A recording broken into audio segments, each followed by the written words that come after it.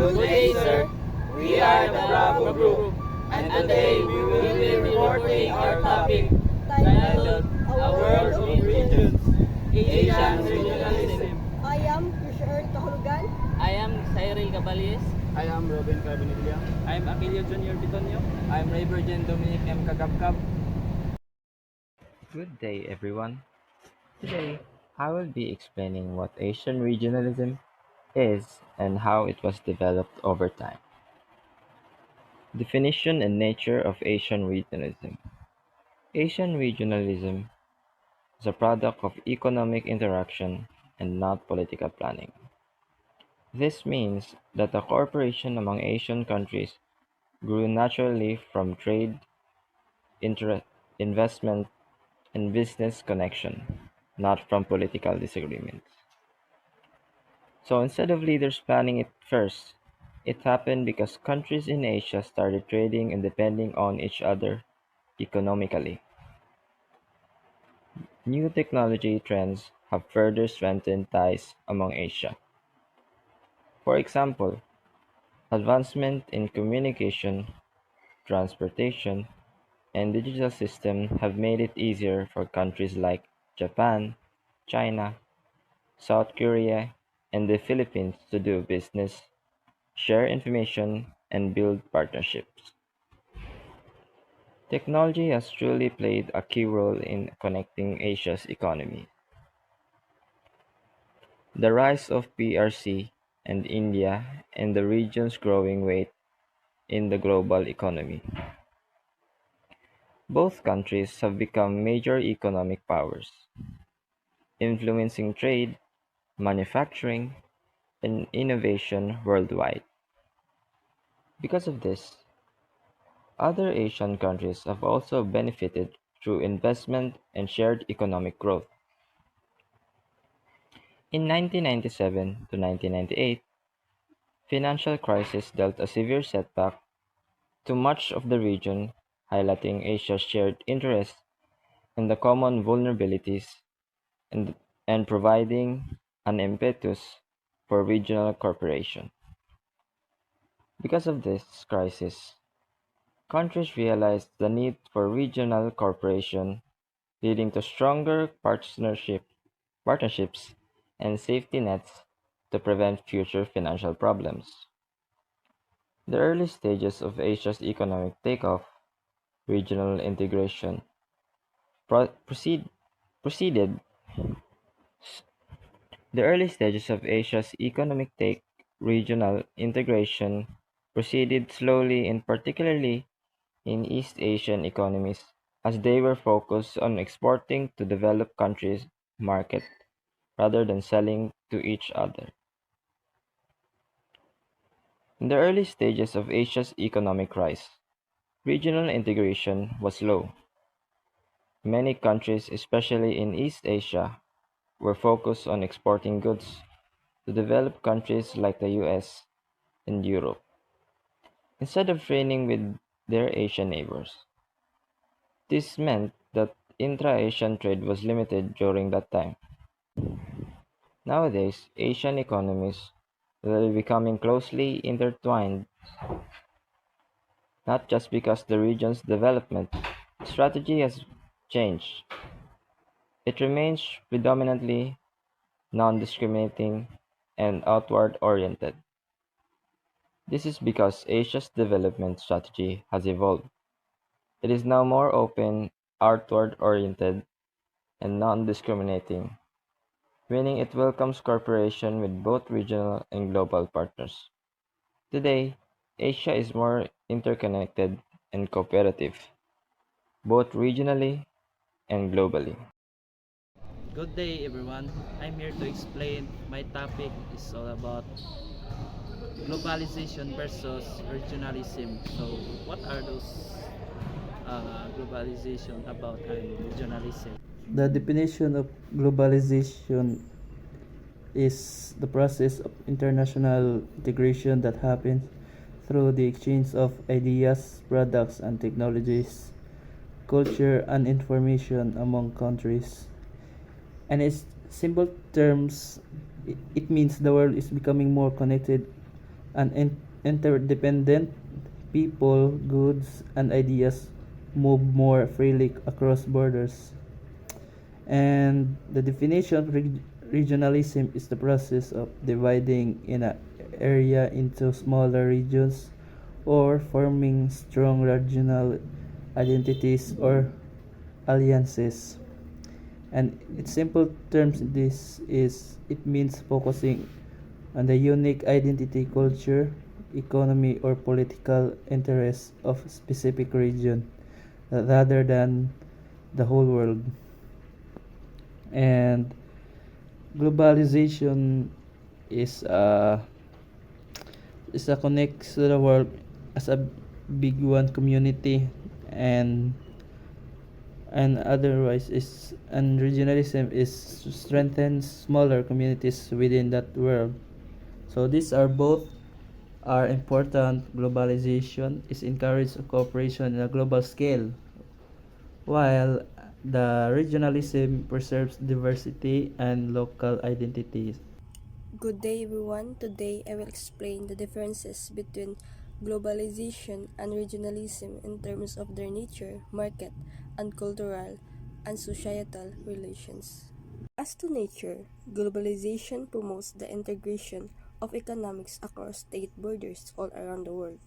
This means countries become more connected through trade, communication, and technology. For example, products made in one country can easily be sold or used in another, like how smartphones are assembled in different parts of the world. On the other hand, regionalism focuses on dividing an area into smaller segments or regions. Instead of looking at the whole world, it emphasizes cooperation among nearby countries. For example, the ASEAN in Asia or the European Union in Europe. It's more about strengthening local or regional ties rather than global ones. As to market, in globalization allows many companies to trade on international level, so which means there's a free market. Businesses completely globally, giving consumers more choices and lower prices. For instance, we can buy clothes made in Thailand, food from Japan, or gadgets from Korea because of globalization. Meanwhile, regionalism often leads to the development of monopolies within a region. This happens because countries or companies within that region may control trade and limit outside competition. It focuses more on protecting local industries instead of opening up to the global market. And last, to cultural and societal relations. In globalizations accelerate to multiculturalism by free and expensive movement of people. For example, students can study abroad, tourists can visit different nations easily, and cultures can mix through media and technology. This creates a more diverse and connected world. In contrast, regionalism does not support multiculturalism as strongly. The movement of people is often more restricted and expensive, so cultural exchange is slower. Regionalism tends to preserve local traditions and focus on regional identity rather than global integration.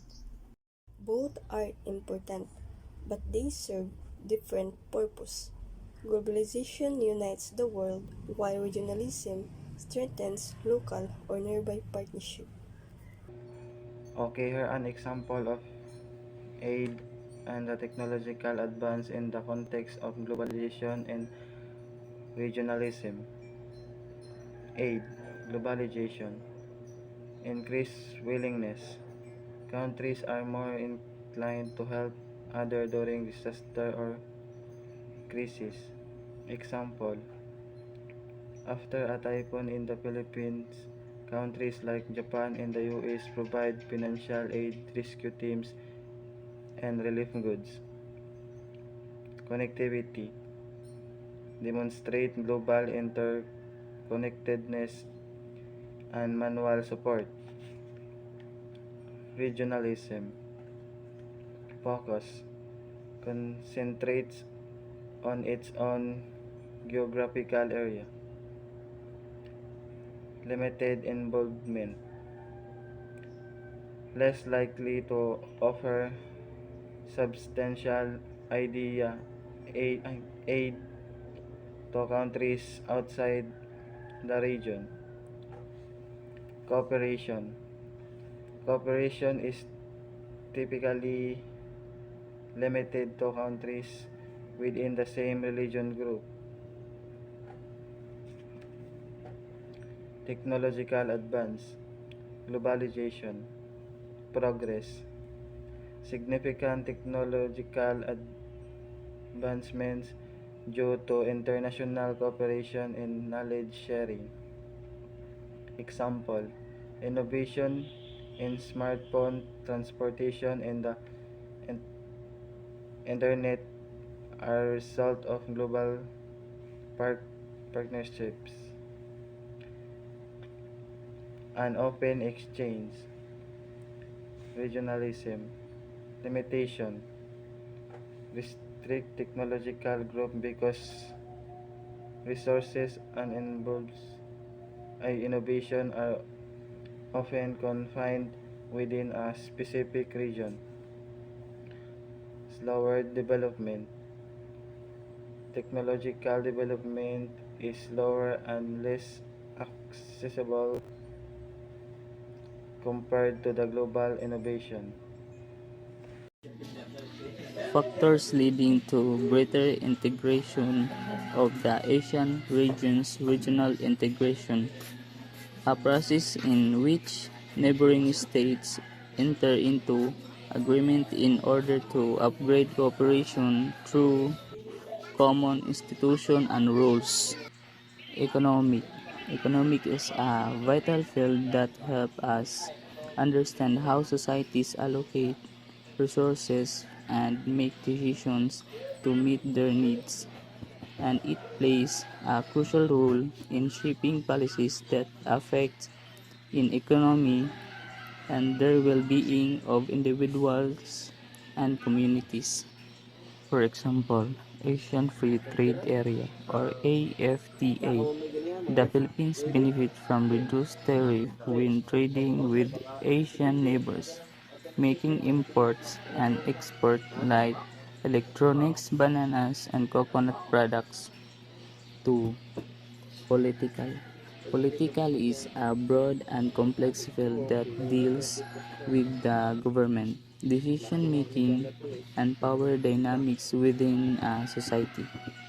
It plays a crucial role in shaping the laws, policies, and institutions that define how a society operates and involves. Example, European Union or EU, created partly to maintain peace after World War II and now provides a unified political voice in global affairs. Number 3, environmental.